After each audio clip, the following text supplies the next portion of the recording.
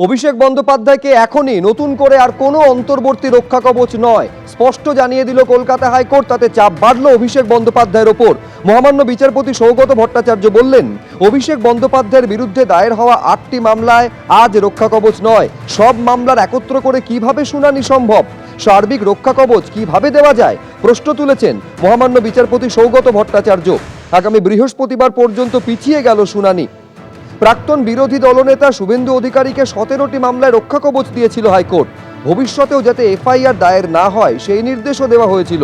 হাইকোর্টে এই মর্মে সওয়াল করেন অভিষেক বন্দ্যোপাধ্যায়ের আইনজীবী কপিল সিব্বল। যদিও এর মধ্যে পুলিশ কোনো পদক্ষেপ করে তাহলে আদালতে দৃষ্টি আকর্ষণ করবেন বলেছেন বিচারপতি সৌগত ভট্টাচার্য।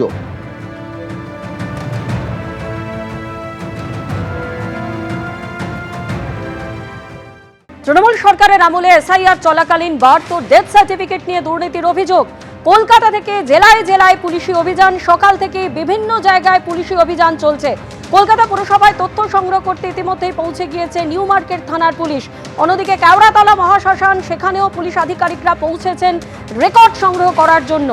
কলকাতার 1, 2 ও 10 নম্বর বড় অফিসেও পুলিশি অভিযান চলছে। অন্যদিকে 3 নম্বর বড় কলকাতা পুরসভা, সেখানেও পৌঁছে গিয়েছেন পুলিশ আধিকারিকরা। বিধাননগর পুরসভাতেও চলছে পুলিশি অভিযান। অন্যদিকে উত্তর 24 পরগনার দেগঙ্গার 13টি পঞ্চায়েতে একযোগে চলছে তল্লাশি অভিযান।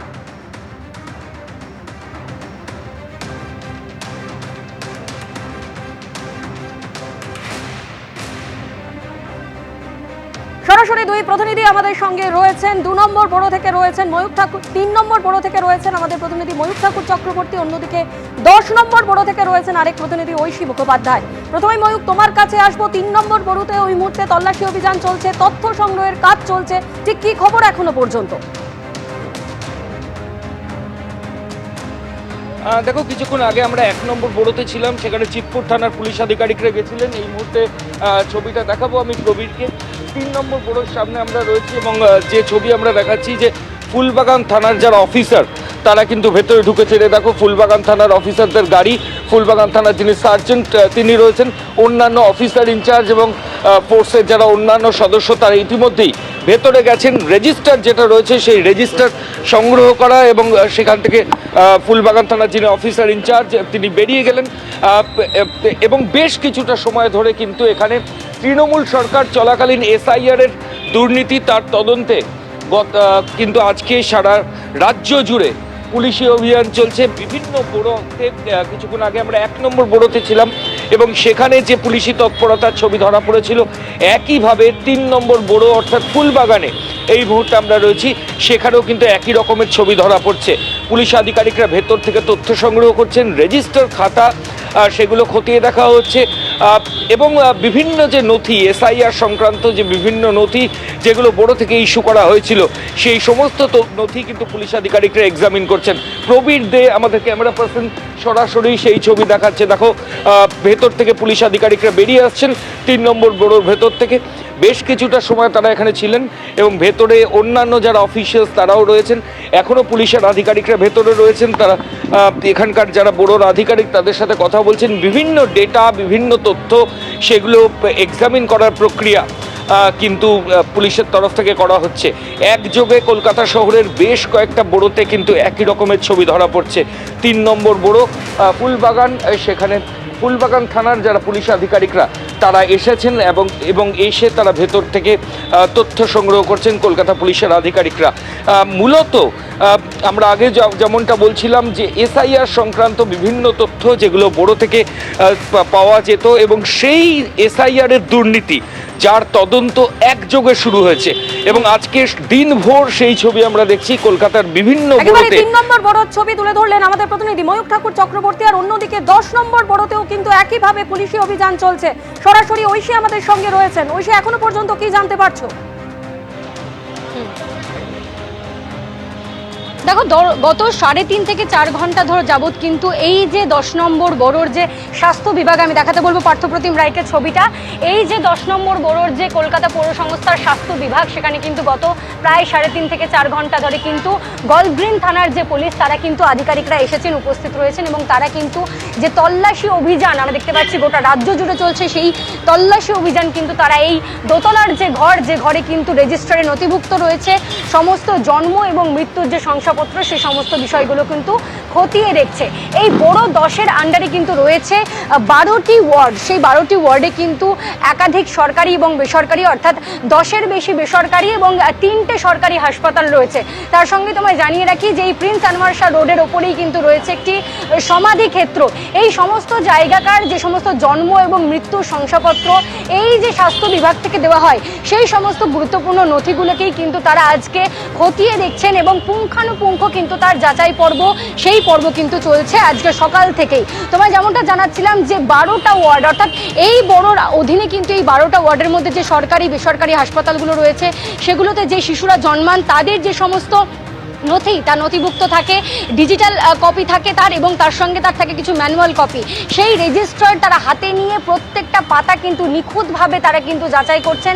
তাদের কাছে যে সমস্ত নথিগুলো রয়েছে, সেটা বারিয়াল গ্রাউন্ড হোক কিংবা হাসপাতাল থেকে যে সমস্ত তথ্য তারা পান, এবং পুলিশের রেকর্ডে যেগুলো রয়েছে সেগুলো বাদ দিয়ে কোনো নথি রয়েছে কিনা, এবং তার সম্পূর্ণ যাচাই পর্ব কিন্তু তারা পুঙ্খানুপুঙ্খভাবে সম্পন্ন করছেন। আমরা দেখেছি যে এই দোতলার ঘরে কিন্তু রেজিস্টার খুলে এই যে স্বাস্থ্য বিভাগের যারা কর্মীরা রয়েছেন, আধিকারিকরা রয়েছেন, তাদের সঙ্গে একেবারে আলোচনা করেই কিন্তু পুলিশ, এই গল্ফ গ্রিন থানার পুলিশের আধিকারিকরা যারা উপস্থিত রয়েছেন, তারা কিন্তু পাতার পর পাতা মিলিয়ে দেখছেন প্রত্যেকটা গুরুত্বপূর্ণ তথ্য। পরবর্তীতে যদি দরকার পড়ে সেক্ষেত্রে কিন্তু তারা এখান থেকে নথি বাজেয়াপ্ত করেও নিয়ে যেতে পারেন। তবে এখন 3.5 থেকে 4 ঘন্টা যাবত কিন্তু এই তল্লাশি অভিযান চলছে, তল্লাশি চলছে 10 নম্বর বড়োতে এই মুহূর্তে তল্লাশি চলছে এবং সেখান থেকেও একইভাবে নথি সংগ্রহের কাজ চলছে। অন্যদিকে আরো 2 প্রতিনিধি সরাসরি আমাদের সঙ্গে রয়েছেন। কলকাতা পুরসভা থেকে আমাদের প্রতিনিধি রয়েছেন রুমা ঝিলম করঞ্জাই এবং অন্যদিকে রুমা পাল কেওড়াতলা মহাশ্মশান থেকে আমাদের প্রতিনিধি রয়েছেন।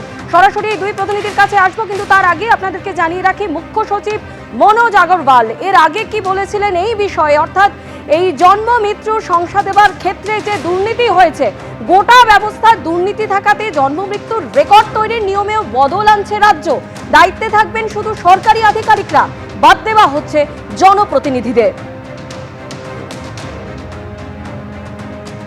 অনেক স্কিমে যে আছে যেখানে বলা আছে কি প্রধান থেকে এটা ভেরিফিকেশন হবে, প্রধান থেকে সিগনেচার হবে, ওটা আমরা করাতে পারছি না, প্রধানই নেই ওখানে। প্রধান যে আছে due to some reason or other reason আসছে না, ইয়া প্রধান রিজাইন করে দিচ্ছেন, উপপ্রধান রিজাইন করে দিচ্ছেন, গোটা ব্যবস্থা চলমালাই গেছে। এখন যেটা আছে অনেক জায়গা আমাদের কাছে কিছু সিস্টেম নেই, অ্যান্ড এমন কোনো অ্যাক্ট রুল নেই যে সিস্টেমকে রিপ্লেস করতে পারবো by government servants in the panchayat. Even financial power যেটা আছে আজকের দিনে সব আছে পঞ্চায়েত প্রধান কাছে, এক্সিকিউটিভ মেয়র কাছে।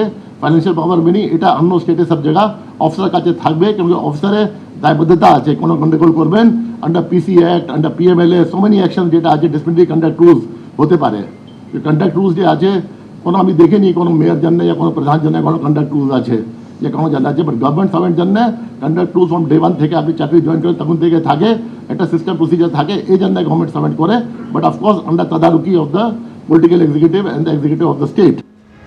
সরাসরি কলকাতা পুরসভার সামনে থেকে আমাদের প্রতিনিধি ঝিলম করঞ্জাই। ঝিলম, মুখ্য সচিব মনোজ আগরওয়ালের বার্তা এবং তারপরেই আমরা দেখছি যে বিভিন্ন জায়গায় পুলিশ আধিকারিকরা তারা পৌঁছে যাচ্ছেন। কলকাতা পুরসভাতেও তারা বেশ কিছুক্ষণ ধরে রয়েছেন, সেখান থেকে নথি সংগ্রহের কাজ করছেন। এখনো পর্যন্ত কি জানতে পারছো এই বিষয়?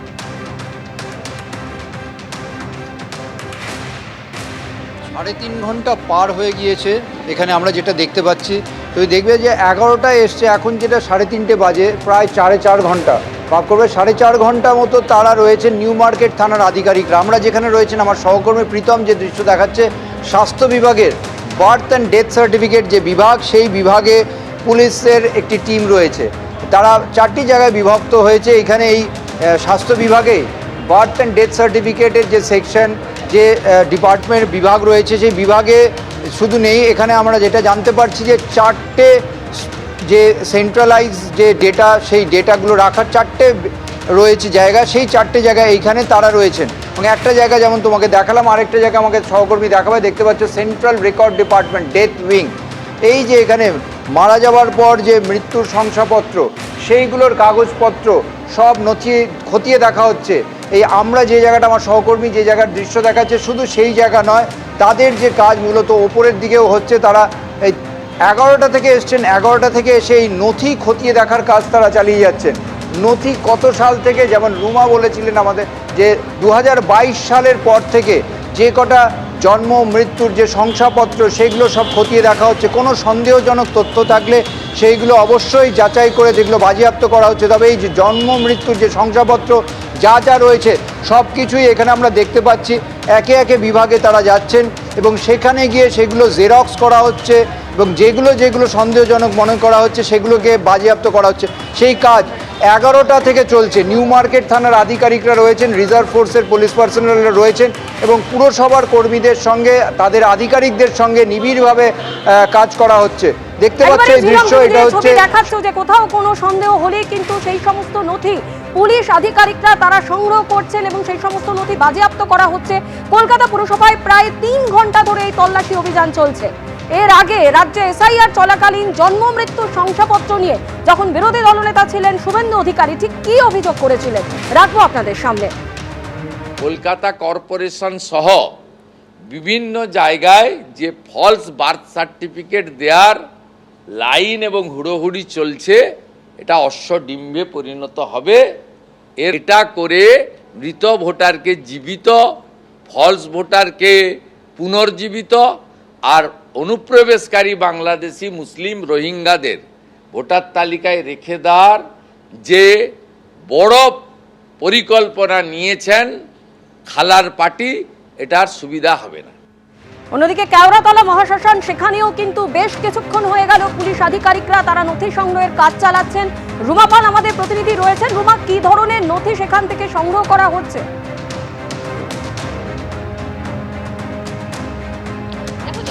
রাজ্য সরকার এই অভিযানের নাম দিয়েছে পিউরিফিকেশন এক্সারসাইজ, অর্থাৎ অভিযোগ আসছিল তাদের কাছে জন্ম এবং মৃত্যু শংসাপত্র নিয়ে এবং সেই দুর্নীতি এড়াতেই কিন্তু এই অভিযান চালানো হচ্ছে।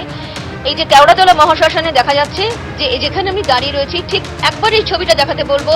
আমার ক্যামেরা পার্সন অঞ্জন বিশ্বাস রয়েছেন। দেখতে পাচ্ছি যে আমরা এখান থেকে এবং এখানকার যারা রেজিস্ট্রার রয়েছেন, সাব রেজিস্ট্রার রয়েছেন এবং সেখান থেকে কিন্তু পুলিশি অভিযান চলছে।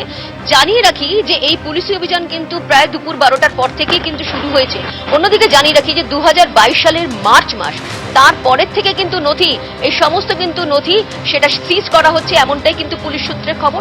অন্যদিকে এটাও ঠিক যে যে ধরনের যে জন্ম মৃত্যু শংসাপত্র নিয়ে কিন্তু অভিযোগ এসেছে এবং মুখ্য সচিব কিন্তু আজ স্পষ্টতই জানিয়েছেন যে রাজ্য জুড়ে কিন্তু এই অভিযান চলছে এবং রাজ্য জুড়ে অভিযান চলার পরেই কিন্তু দেখা যাচ্ছে যে কেওড়াতলা মহাশ্মশানেও কিন্তু এই অভিযান চলছে এবং এই অভিযান চলাকালীনই কিন্তু দেখা যাচ্ছে এখানে টালিগঞ্জ থানার পুলিশ এসেছে। টালিগঞ্জ থানার পুলিশের যারা রয়েছেন, যে পুলিশ আধিকারিক, তারা এখানে চালাচ্ছেন, এখানে অভিযান চালাচ্ছেন। কেওড়াতলা মহাশ্মশান, সেখানেও বেশ কিছুক্ষণ ধরে পুলিশ আধিকারিকরা তারা তথ্য সংগ্রহের কাজ চালিয়ে যাচ্ছেন। রুমা, তুমি আমাদের সঙ্গে থাকো। আর এই জন্ম মৃত্যুর শংসাপত্র নিয়ে যে দুর্নীতির অভিযোগ উঠছে, এই নিয়ে পুর নগর উন্নয়ন মন্ত্রী অগ্নিমিত্রা পাল এবং স্বাস্থ্য প্রতিমন্ত্রী প্রমনা সরকারকে কি বলছেন শোনো। আজকে লাস্ট 15 বছর আগের সরকার জন্ম মৃত্যুর সার্টিফিকেট নিয়ে অনেক দুর্নীতি হয়েছে।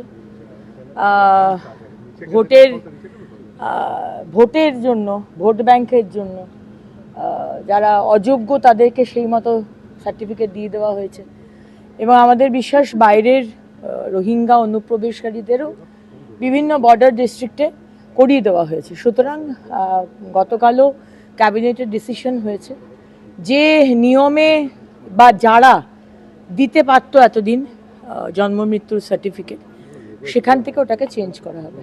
দেখুন, এটা আমরা আগে থেকেই চেয়েছিলাম। আমরা বলেছিলাম যে একটা সরকার মানুষকে সুস্থভাবে সঠিকভাবে পরিষেবা দেবে, কোনো চুরি দুর্নীতি করে নয়, যার যেটা পাওয়ার যোগ্য সে পাবে। প্রচুর ভুয়ো সার্টিফিকেট আছে, আপনারা জানেন, আর অনুপ্রবেশকারীতে ভরে আছে বাংলা।